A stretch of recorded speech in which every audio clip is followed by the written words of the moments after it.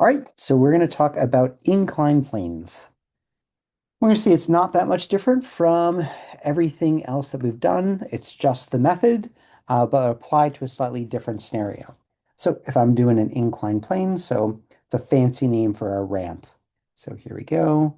I'll draw my little ramp that way. And I'm just going to turn it into a triangle, and we'll see why in a couple minutes. Then I'm going to want to draw that full triangle when I'm doing an inclined plane problem. So there we go. So let's say I have a skier on a hill. So I'm just going to draw a box representing our person or what have you. There it is. And there's our dot representing the point mass that is our person. Let's say our hill is frictionless for the time being. And so if we were going to say, well, what forces are acting on our skier on our frictionless hill? Hopefully the first force that we'd come up with is the gravitation force. So the gravity, the weight. So I'm going to draw in that weight force. Notice here I am using a protractor. I'm just trying to make things a little nice. So notice here weight acts directly downwards, and this is a horizontal line, so that's got to be perpendicular. I'm going to label FG the weight on what we'll call the downslope side of the box, right? So this is downslope, that's towards the upslope. I think those names should make sense. And what other force acts? Well, the normal force acts, the force of contact between the ground and our box. So I'll draw a nice little normal force there. Just going to draw that wherever I need it to go. So there we go. So those are the only forces that are acting.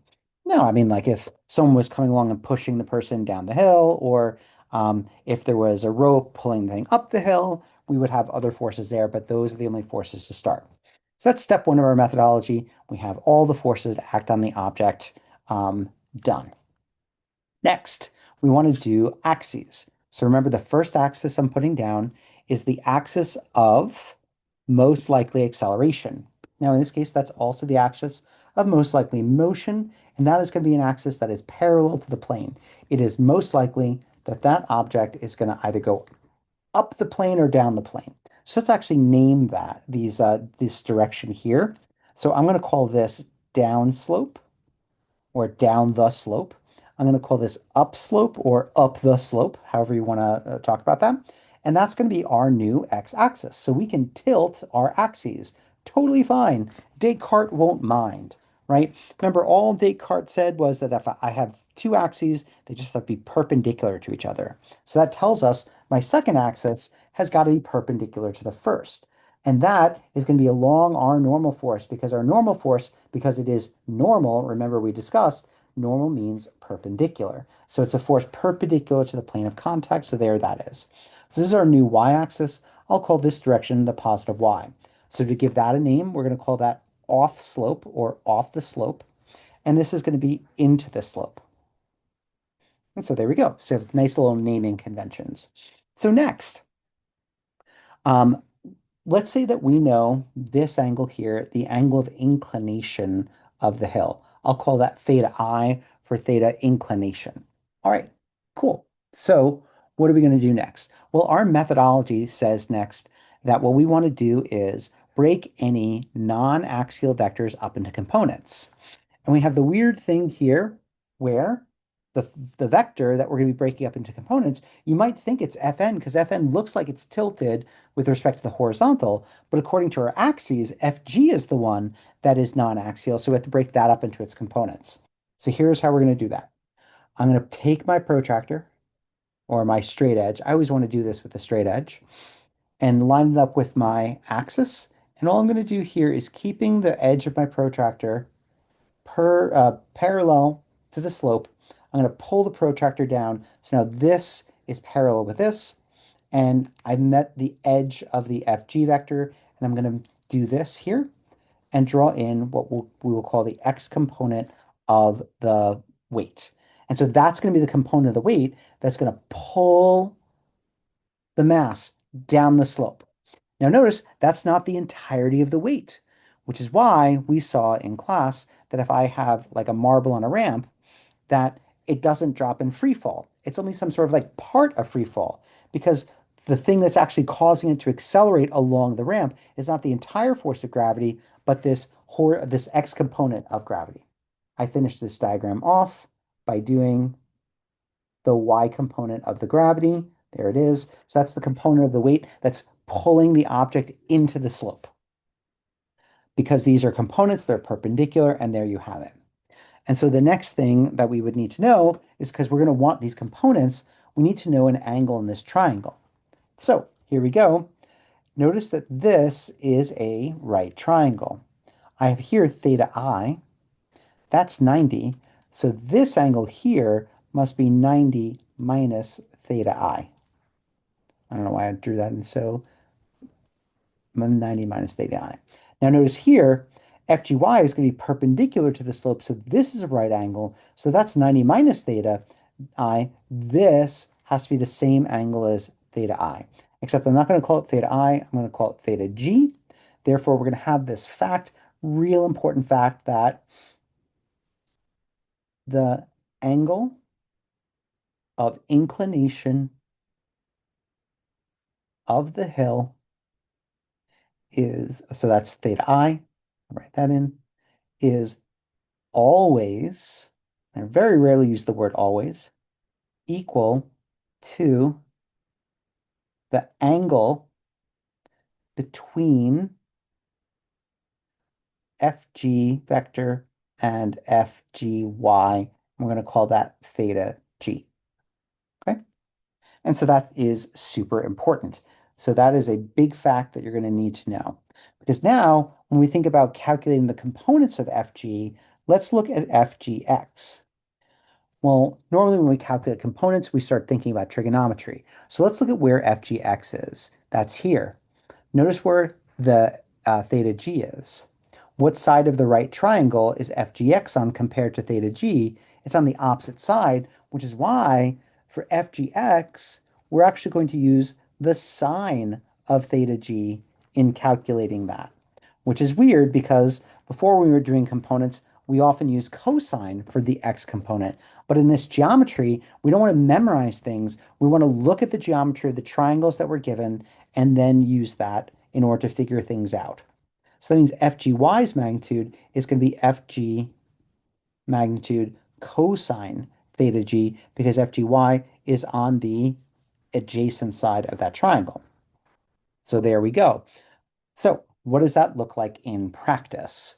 Well, if I do a problem here and say, for example, I have a mass on a hill and that mass is 50 kilograms.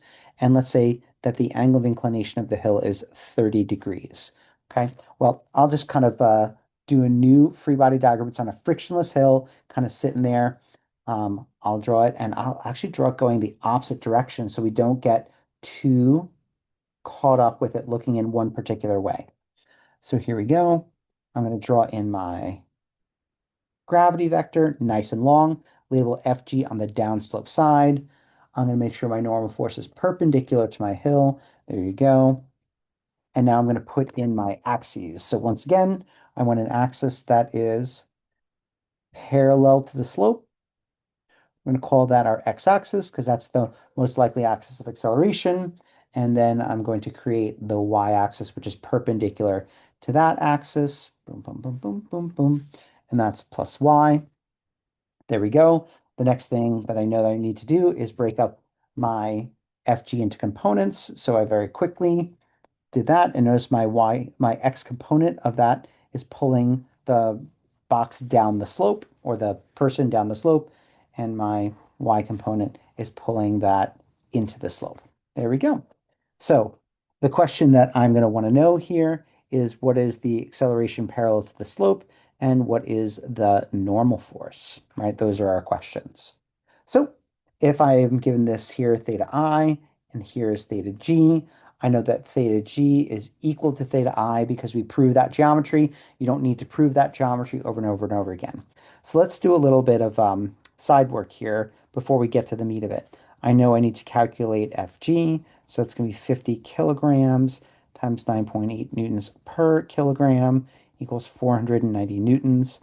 Then I'm going to calculate my components. FGX, in this case, is going to be equal to FG times sine of the angle, right? So 490 newtons, sine of 30, that's going to get me 245 newtons.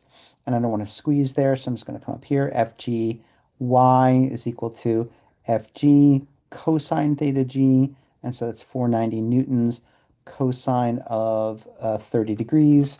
Um, and that's a really annoying number, so I'm just going to plug that into the calculator rather than try to noodle that out right now. 424.4 newtons. Okay, so there we go. So now let's figure out what our x acceleration is. I'll do this over here. Sum of forces in the x direction is equal to max. We write our premise down. We look here.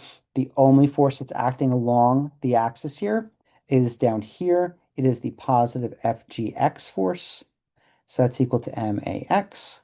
And there you have it. So I can go plus 245 newtons is equal to 50 kg AX. We get AX is equal to positive 4.9 meters per second per second, and that is indeed downslope. Okay, we'll look at some variance on that in a second. And then the second thing I want to do here is sum of forces in the y direction is equal to MAY. And I notice here that the normal force acts off slope, that's our positive direction, and FGY acts into the slope. There we go. And then I say to myself, is it likely that the box is going to go flying off the slope or sinking into the slope? And we say, nope, that makes no physical sense. And therefore we get that the magnitude of the normal force is equal to FGY, or 424.4 newtons. And there is our problem. Okay. So the problems don't really change. It's just now that we have to break gravity up into its components. That's really it. So I want to do two little thought problems here. What happens to my results as theta I goes to 90? Okay. Well, here's the important thing to see.